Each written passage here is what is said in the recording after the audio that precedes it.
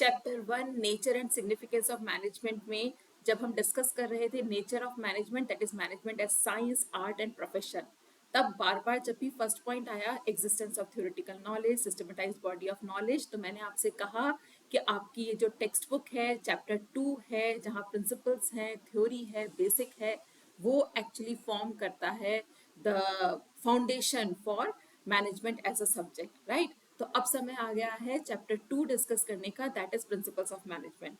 ध्यान रखना बच्चों कि ये थोड़ा सा लेंदी चैप्टर है, बहुत सारे इसमें कॉन्सेप्ट्स हैं, लेकिन हम इसको पढ़ेंगे और ये इजी हो जाएगा। जो भी चीज़ हमें समझ आती है वो इजी हो जाती है, right. Before we actually begin with the principles of management, that is various principles, start learning various principles, we need to understand the difference between principle, techniques and values, right? Principles को हिंदी में कहते हैं सिद्धांत। कुछ लोग कहते हैं ना ये हमारे जीवन का सिद्धांत है, हम ऐसा करते हैं, हम ऐसा नहीं करते। तो याद रखना, managerial principle are not going to give you a final straitjacket solution to your problem. That means if you have the problem is 2 plus 2, they will not tell you that this is 4. They will only guide you how to come to the final decision. Or if you are stuck in a situation where you have many choices, right, and you are in a dilemma that which option or which choice I should follow, then these managerial principles are going to guide you in taking the right decision or making a right choice, right? So management principles are not as rigid as principle of pure science. They are only guidelines for decision making and behavior. वो सिर्फ एक guidelines है for decision making and behavior. जहाँ तक techniques की बात आती है, techniques are procedures, methods of completing a task. जब भी प्रोसेस की बात आती है, it means a series of steps to be taken, ठीक है, to accomplish the desired goal. So यहाँ पर एक टेक्निक का एग्जाम्पल भी दे रखा है, लेबर इंटेंसिव और कैपिटल इंटेंसिव टेक्निक है, राइट। ऐसे आपको और भी एग्जाम्पल मिल जाएंगे। टेक्नोलॉजी से ही टेक्निक वर्ड आता है, तो कहीं ना कहीं techniques is step by step method of doing a task, right. When it comes to values, है ना, वैल्यूज आजकल बहुत ज्यादा इसकी जरूरत है बात करने की इसके बारे में। Values are general rules for behaviour of individual in society. मैं ये कह सकती हूँ कि एक्सपेक्टेड बिहेवियर ऑफ यू, ठीक है, बाय द सोसाइटी, और what society aspects from us, right. For example हमारे भारत में कहते हैं कि वी रेस्पेक्ट एल्डर्स, बहुत जगह पे हम अहिंसा का सिद्धांत फॉलो करते हैं, etcetera etcetera. So these are your values, right. आप अपने बड़ों के साथ रहते हैं, त्योहार उनके साथ मनाते हैं, etcetera etcetera, these can be your values. So this is about managerial principle, techniques and values. Now let's come back to the chapter. Now listen to me carefully. Before understanding any topic, it is very important to understand what we are going to learn. So this chapter, which is a quite lengthy chapter, I have divided into 3 important parts. Okay. First we will be focusing on F.W. Taylor's, Frederick Winslow Taylor's, ठीक है, techniques and scientific principles, ठीक है। Then we have Henry Fayol's, who is known as father of management, 14 father of management, 14 principles of management, right? Remember, F.W. Taylor यानी कि Frederick Winslow Taylor is known as father of scientific management. He has given us 4 principles plus 7 techniques of scientific management. And the third part is we have to discuss, understand meaning, nature and importance of principles of management. What is the meaning?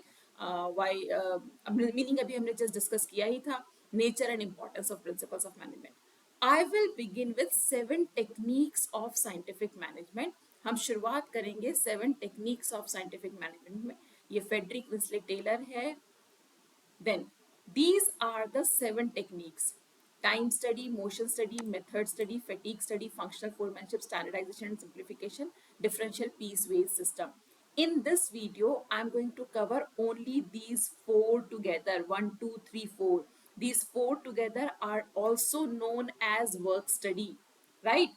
लेकिन अगर कभी भी identification का question आता है जहां आपसे ये पूछा जाए कि identify the technique of management, right, you are not going to say it is a work study, आपको time, motion, method, fatigue etcetera में से ही कोई एक डिस्कस करना है, आइडेंटिफाई करना है, right? Because this is a common work study, is common term for all these four: time study, motion study, method study, fatigue study, right? एक बात और समझिएगा, एफ डब्ल्यू टेलर उस समय, अभी हमने देखा 1856 से 1915 के बीच में थे, राइट? उन्होंने उस समय जो ऑब्जर्व किया, जो समझा, उसके हिसाब से टेक्निक्स बनाई गई। इनकी टेक्निक्स तब भी बहुत पॉपुलर हुई थी, आज भी बहुत पॉपुलर है। आज ये है कि ये टेक्निक्स इतनी डीपली ऑलरेडी इम्प्लीमेंट कर दी गई है बहुत सारी लार्ज ऑर्गेनाइज सेक्टर में, right? कि sometimes we don't even realize कि these studies or these techniques have already been implemented, या ऐसा कभी एक स्टडी भी हो सकती है, इस बारे में कोई सोच भी सकता है ऐसा कभी होता है। बाकी अब ये भी नहीं कह सकते कि ये आज के टाइम पे irrelevant है। these are very important, very relevant, because organise sector हो, अनऑर्गेनाइज सेक्टर हो, ये सब की सब बहुत काम आती है, स्पेशली प्रोडक्शन से रिलेटेड। और एक बहुत इंपॉर्टेंट बात, एफ डब्ल्यू टेलर का जो भी काम है वो बहुत ज्यादा रिलेवेंट रहता है when it comes to actual production और एक्चुअल फैक्ट्री प्लेस। ये उससे ज्यादा रिलेवेंट रहता है, उससे ज्यादा रिलेटेड है। आपको ये चीजें ज्यादा बेहतर भी तभी समझ में आएगी जब आप एक्चुअल फैक्ट्री या प्रोडक्शन प्लेस को या प्रोडक्शन एक्टिविटी को you imagine, right? So let's start quickly with time study, right? Then we will go to other studies. Now, what is time study? As per Taylor, F.W. Taylor, we should determine the standard time taken to perform a well-defined task. याद रखना, the term I am using is well-defined task. मतलब अगर shirt stitching का task है तो हम well define करके देंगे कि शर्ट में जैसे कॉलर होनी चाहिए, पॉकेट होनी चाहिए, बटन सपोज करो कि नहीं होने चाहिए, बटन जो है कोई और कर देगा। स्टिचिंग पार्ट में हम लेते हैं कि कॉलर एंड द पूरा complete shirt with sleeves etcetera is stitched. So well defined task, and what we have to do, we have to determine a standard time taken, कितना स्टैंडर्ड टाइम लगता है इस काम को कंप्लीट करने में। आप लोग कह सकते हैं मैम इसमें क्या, ही तो बड़ी नॉर्मल बात है। नहीं, actually when it comes to factory place or workplace, people with different productivity efficiency level work together, right? तो फिर कैसे जस्टिफाई करेंगे या कैसे हम अपनी कैलकुलेशंस करेंगे सपोज कि काम का कौन ज्यादा बेहतर काम कर रहा है, कौन कम अच्छा काम कर रहा है, एक तो वो, प्लस कि ये काम को कंप्लीट होने में कितना टाइम लगेगा, इसको भी हम कैसे समझेंगे। तो इसके लिए बड़ा जरूरी है कि हम पहले से आइडेंटिफाई करें, पहले से फाइंड आउट करें कि what is the standard time required और taken to perform a well defined task, right? ठीक है, हाउ टू डू इट, इसमें जो है टेलर की जहां तक बात है, उन्होंने ये इस तरीके की स्टॉप वॉच को यूज किया था हर काम को, और फिर एक एक करके पूरा मेजरमेंट किया था, टाइमिंग नोट किया था कि किसी भी काम को कंप्लीट करने में कितना टाइम लगता है। यहाँ पर लिखा है मेथड ऑफ टाइम स्टडी, मतलब how we are going to find out the standard time will depend upon the volume and frequency of the task, है ना? कितना आपका काम, कितना सारा काम करना है और कितनी बार रिपीट करना है, उसके ऊपर डिपेंड करेगा कि what kind of means you will use to find out the standard time. Now what is the objective of time study, लिखा है यहाँ पे, लेकिन आप खुद भी एक बार सोच कर देखिए। अगर मुझे ये पता है कि एक वर्कर 1 घंटे में 1 यूनिट बनाता है, तो वो 10 घंटे में कितनी यूनिट बनाएगा? 10 यूनिट बनाता है, बना पाएगा। अगर मुझे एक दिन में 1,000 यूनिट बनानी है, तो मुझे ये पता है कि 1,000 यूनिट बनाने के लिए मुझे 100 वर्कर्स चाहिए, right? So how is time study helping you? It is telling you the number of workers to be employed. अगर पूरे मंथ का प्रोडक्शन इतना होगा तो how many number of workers should I appoint, वो आपको पता करने में मदद करेगा। Second, suitable, you can also frame suitable incentive schemes, मतलब जो लोग 10 घंटे में 10 यूनिट बना पा रहे हैं, they are doing up to, they are achieving the efficiency, या they are working properly. somebody doing better than this, somebody doing better than this can have or may have an opportunity of earning incentives or taking benefit of incentives। ठीक है, incentive schemes बना सकते हो कि भाई तुमने 10 की जगह 11 यूनिट बनाई तो हम तुमको कुछ एक्स्ट्रा पैसे देंगे, गिफ्ट देंगे, किसी और तरीके से आपको जो है रिवॉर्ड देंगे। And also it helps in defining और डिटरमाइनिंग द लेबर कॉस्ट। जब हमें ये पता लग गया कि नंबर ऑफ वर्कर्स कितने लगेंगे, तो हम ये भी पता कर सकते हैं कि what will be the labour cost, right? है ना ये इंटरेस्टिंग, बड़ी सिंपल चीज है। लेकिन स्टिल इट लुक्स इंटरेस्टिंग। अब आता है दूसरा बड़ा important topic, that is called as motion study. अब आप ना आपके सामने यहाँ पे देख सकते हो three different pictures are there. These girls they are doing something on the machines. यहाँ पर ये कार की असेंबली हो रही है, राइट जो सेकंड पिक्चर है आपकी, मैं कर्सर को मूव कर रही हूँ, I hope you are also focusing with me, right. और तीसरा ये नॉर्मल कंस्ट्रक्शन की साइट है, राइट। आप देखेंगे यहाँ पे हर जगह पे जो वर्कर्स हैं, ये जो गर्ल्स काम कर रही हैं, इनका मेजर मूवमेंट हो रहा है आईज का और इनकी फिंगर्स का मूवमेंट हो रहा है, राइट। ये और नेक का भी, नेक इज डाउन। यहाँ पर अगर मैं बात करूं तो इनकी नेक अप है, इनकी पूरी जो ये आर्म्स है उसका यूज हो रहा है, इनफैक्ट इनके जो फुट है, लेग्स है, उसका भी पूरा जो है यहाँ पे यूज हो रहा है। Now what is the motion study all about? ये तो बात हो गई मूवमेंट की।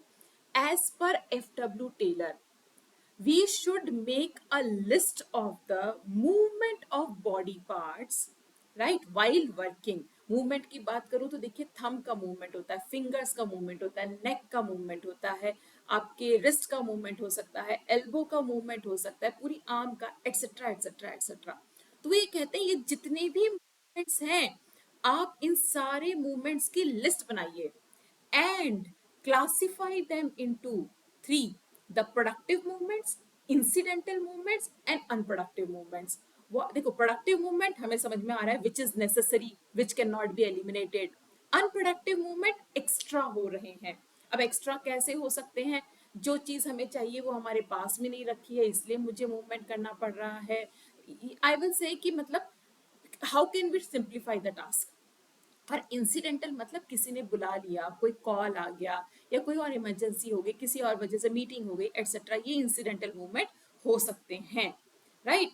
तो as per F.W. Taylor, motion study refers to eliminating unnecessary movements of body during working. जब आप काम कर रहे हैं तो जो अननेसेसरी मूवमेंट्स हैं वो आपके जो है एलिमिनेट कर देने चाहिए। It saves time and improves efficiency. ये सारा जितना आप साइंटिफिक प्रिंसिपल्स टेक्निक्स डिस्कस करेंगे, they are all focusing on improving efficiency. Efficiency क्या है? हमने फर्स्ट चैप्टर में पढ़ा था, productivity should be more output more than input, right. So again आसान भाषा में रिपीट करती हूँ, what is the motion study saying? Motion study is saying that, sorry, एक मिनट बेटा।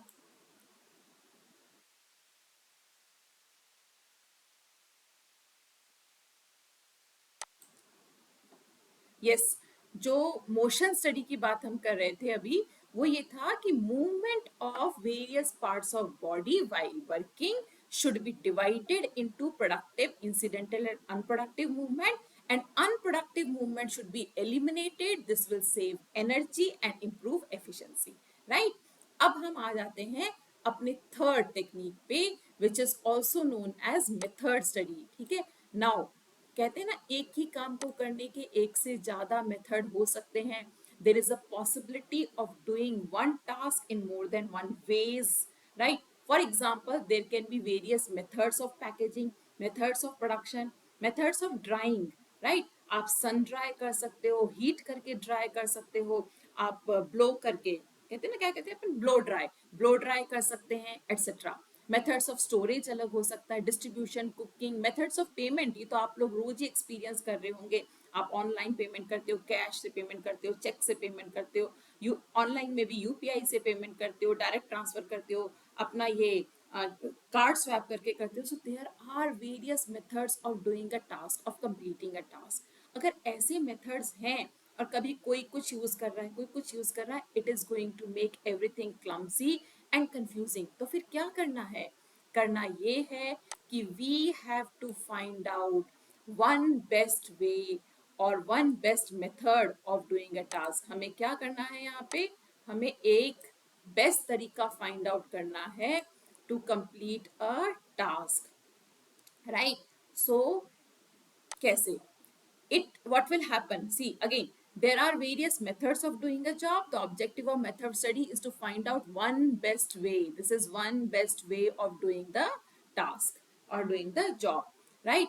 अब यहाँ पे देखिए FW टेलर का ये कहना था कि from procurement of raw material to delivery of product, every activity is a part of method study. यहाँ पर सिर्फ इतना नहीं है कि मैंने कुकिंग ड्राइंग के 4 एग्जाम्पल दे दिए, वो तो कह रहे हैं हर एक्टिविटी आपको रॉ मटेरियल कैसे लेके आना है उसका भी मेथड हो सकता है, प्रोडक्शन के मेथड हो सकते हैं, डिस्ट्रीब्यूशन के method, everything for finding the one best way, various techniques like operation research.